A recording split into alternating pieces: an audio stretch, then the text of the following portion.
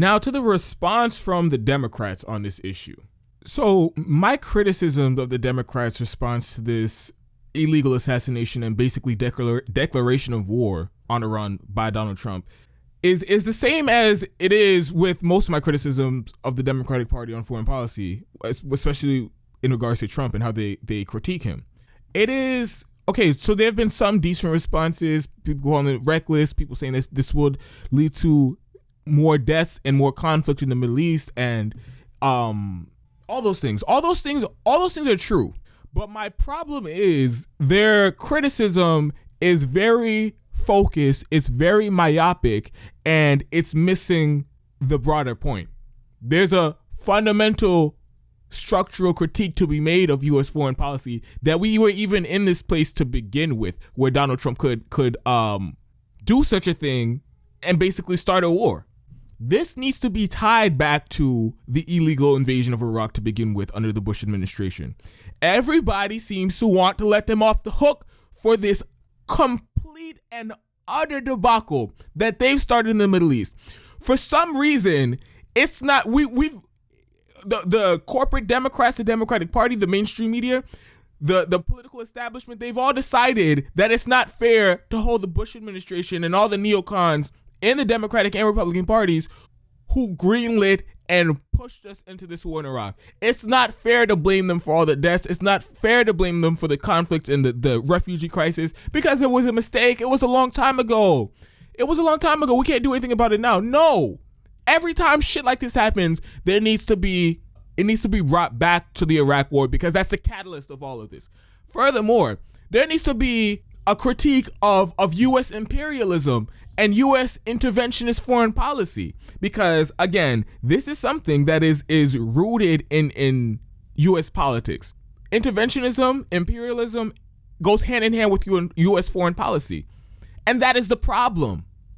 The American exceptionalism. It's unacceptable that we are illegally occupying these countries and committing war crimes on a regular basis, massacring civilians, doing genocides. That is unacceptable. But the American exceptionalism blinds people in the United States, like you guys know, and always has people doing mental gymnastics and rationalizing, oh, we're doing this because we mean well, even though the actions are horrific and terrible and some of the worst things you could possibly do as a human being. We mean well, so we can't be too hard on U.S. officials. No, this American exceptionalism, this idea that no matter what we do, we're the good guys, and anybody we're opposing, they're the bad guys, that has to stop. Because that normalizes this type of militaristic mentality. Furthermore, the drone assassination, the illegal, unconstitutional, extrajudicial drone assassinations that we're doing in the United States. It is absurd that the president of the United States and his CIA director and whoever he has on his National Security Council can just put names on a list and those people are dead in a matter of days or weeks. That is ridiculous. There's no due process. Nobody has any idea if those people are guilty of whatever they're being accused of or not. And that is a problem. And now we see how huge of a problem that is when when they put somebody on that list, and that somebody is a top commander of a foreign country's military. Top official of a foreign government ends up on an assassination list in the U.S. with absolutely no checks and balances, and then the president can give the order to assassinate that person, again, with no due process. Those are structural critiques of U.S. foreign policy that need to be made right now.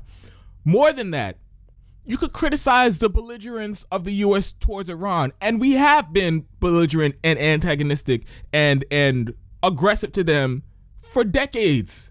We overthrew their government back in 1952, and ever since there was a revolution to take back their government, we've been trying to punish them for it and overthrow their government again. That needs to be talked about right now, because that is incredibly important, and that is also what led us here, just as much as Donald Trump's recklessness and the neocons that he has surrounding him in his administration. There are so many critiques that the Democrats could be making, but instead, it seems like they are concerned trolling, a lot of them. It seems like they are procedure humping, as Kyle Kulinski puts it, because instead of making those structural critiques of U.S. foreign policy, they want to just focus it on this one specific action that Trump did. Yes, it's reckless. Yes, it's dangerous. Yes, it's going to lead to the deaths of people unnecessarily. That is all true.